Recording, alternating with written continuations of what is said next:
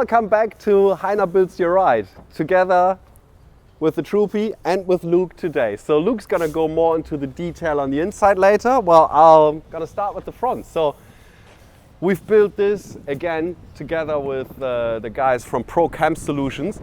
This has got their new interior design. It's the first time that the full new interior design has actually been installed. You can have a look at that later. I think it's the best laid out Troopy interior that I've seen so far. If I would build a Troopy, I would get that. But have a look at the details here. So what we've done is we've installed the Hella Roklume 380s again, one of our favorite lights, and we also put daytime running lights in here. These are the Nava daytime running lights, and they have got all the wiring built in. So you don't need an external relay for them. They've just got 3 cables, ground, ignition, and they've also got a light input. So as soon as you turn your lights on and ignition is on, these turn off. You turn your lights back off, ignition is on, these turn on, because they're only supposed to be on without the headlights on. Daytime running lights, not nighttime running lights. Put an aerial here that is for the Self-I-Go unit that we've installed in the car. And then as per usual in here, we've put a winch isolator in here on our custom bracket. This is a very good spot for a winch isolator, and we always use heavy duty battery isolators that we would use in mine vehicles as well. So this is a 300 amp constant duty switch, so it will not fail under load of the winch, even if you winch for 10-15 minutes straight. The winch is not going to handle that, but the switch is okay with it. Then obviously we put our twin MIDI fuse holder on top of the battery. That is powering the DC hub in the back. We've exchanged the start battery. We've also got a secondary battery under bonnet here. That is for our get home safe option. Means that is connected to the start battery with the Redarc SBI12 smart solenoid. That's got an override function in the center console. Reason for that is, let's say you manage to flatten your start battery because you left the lights on, the ignition on, whatever might have happened. All you need to do is you jump in, you feel you can't start, you press a button, wait 5 seconds, the button links both batteries together, and then you start from the other battery.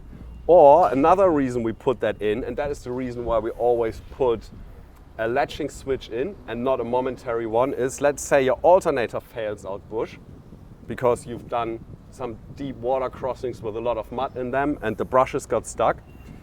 Now there's no charging happening anymore. To get around that and get back into safety somewhere, you can link both batteries permanently together through the solenoid, and that way you double the range that you can drive just from your batteries. That's why we call it the get home safe function.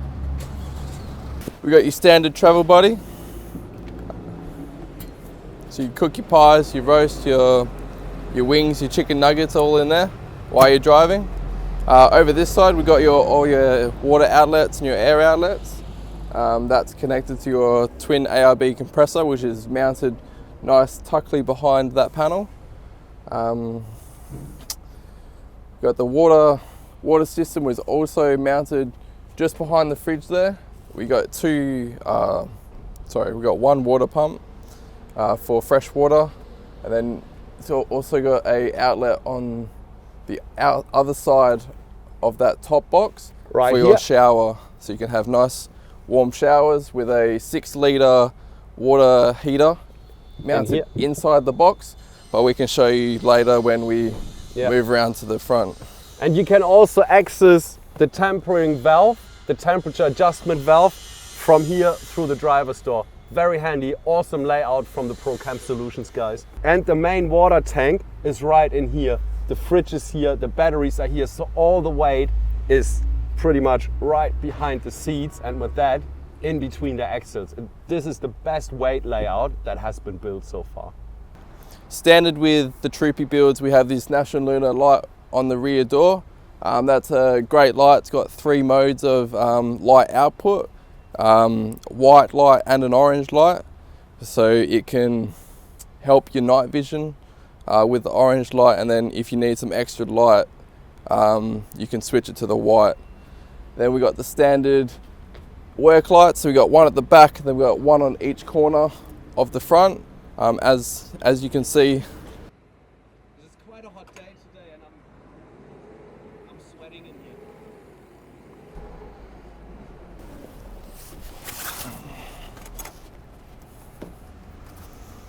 So on top of the tent, we have a 120 watt KT solar panel. So it will trickle charge your lithium batteries when you're not using the vehicle, and it's just stationary for when you're at campsite or when you're at home. So it keeps your batteries topped up all the time. Cool, let's head in. So, and additionally to the solar panel on the roof, because most of the times when you camp, you will be stationary in the shade, or at least you try to, so you don't get cooked in the car when you're in here. That means the roof solar panel is pretty much useless when you need it the most. So what we have is that 300 watt KT solar blanket, and you can plug that in behind the driver's seat and then run the cable out with a 5-meter extension cord and put a solar panel in the sun. So that solar blanket will give you roughly 150 amp hours of charge in one day. In WA, obviously, not on the North Pole in winter. A new added feature for these tents as well, we've put 2 twin USBs right at the headrests, so where your pillows sit, so you can charge your phones, you can plug a light in, you can plug a fan in if you want. So yeah, that's a new added feature for these rooftop conversions. Cool, have you put them on this side or on that side? That side, at the head. Nice. So there's one on each side. Yeah, I like how that looks like. So what they've done here, the Klarmann Solutions guys, this is now your charging area and your main interface. Luke, explain to us what's going on. All right, so we got 2 twin USBs, 2 cigarette sockets or AC accessory sockets. We have a water level gauge for, 60 litre water tank, I'm pretty sure. Ooh, I'm not 100% sure how big the water tank is they put in here. Yeah, but we got the water gauge there. We have the 2 pumps as well. So that one's for your tank level, and then we got your external pickup right there. And the gauge turns on with as soon as you turn one or the other pump on. So the reason for that is that we don't want the background illumination on all the time, and we don't want an extra switch. So generally, once one of the pumps is running, you will then get a water level reading. We also have the inverter switch here. So it's a 500 watt Victron inverter, pure sine wave inverter. It's mounted right here. Also very far forward to have the weight as much in between the axles as possible. And then it's not connected to that, but we have another 240 side to it where we have the input here.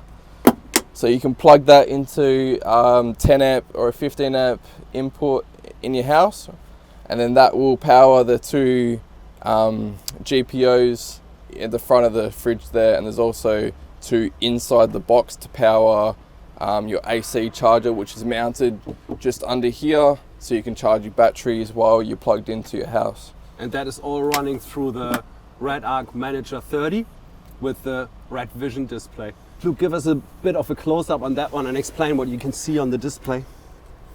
Okay. So for the main screen, you have your charge input, so that's your manager. See the amperage coming from the manager, and that will show us whether it's going to the light circuit or the DC circuit, or if it's going to charging the batteries. You can also see your vehicle charge from your start battery, and then your solar input from your roof solar, and from your solar input at the front of the box, and also your AC charger when you're plugged in to shore power. And also with another feature, you see your battery voltage.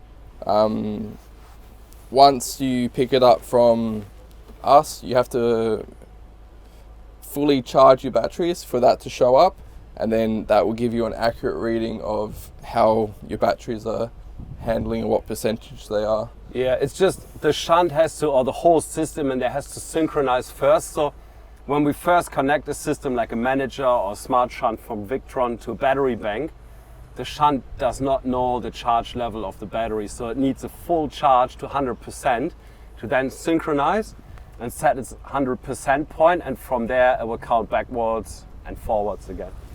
For this particular customer, he had little pockets and bags that, as you can see, fit perfectly in this storage compartment. There's a little bit of room behind it for just say your travel by and all your cooking stuff. And then under my seat here, there's also more storage. As you can see, there's quite a bit of storage there. You got that compartment, and then you have this one here. It's a bit more deeper. Such a good layout. Yep. And then you got the big drawer there as well. We've got the big drawer at the back, which you can house all your recovery gear, hose kit, whatever you want. So this customer has a massive 95 litre Snowmaster fridge. So he won't be running out of cold beers or your food frozen steaks Brilliant anytime soon. And it's easy accessible from the gull wing, so that you can easily access it outside and inside if you need be. And the good thing is, these are the gull wings that Klarmann Solutions are using up. Bye, Luke. And they come in glass as well. So if you want to have a look outside here to see if there's traffic or anything, you can actually see. Not like these gull wings, they are just solid metal. And as you can see, we put a National Lunar Light on here as well. And there's one on a custom bracket on the other side as well. So when you have a shower on that side, even at night, you've got the National Lunar Light. That is the same light that we got in the back of the car. The beauty of the National Lunar Lights all around the car is that if you set up camp, you can have the gull wings open, turn the orange light on, and you will have full illumination around the whole back and the side, except for the front of the car. An orange illuminated light, which is exactly the same light temperature. I think I've mentioned that like a million times before, as your campfire, which makes for a brilliant campsite. I think that cannot be overstated how cool that is. This is the same light that's also mounted in the back. These are the Hella Roklume 155 with the ultra wide flood. They give you a very, very even illuminated area. You get a spread of about 130 degrees of these lights, so the whole area on the side here will be lit up just by this single light.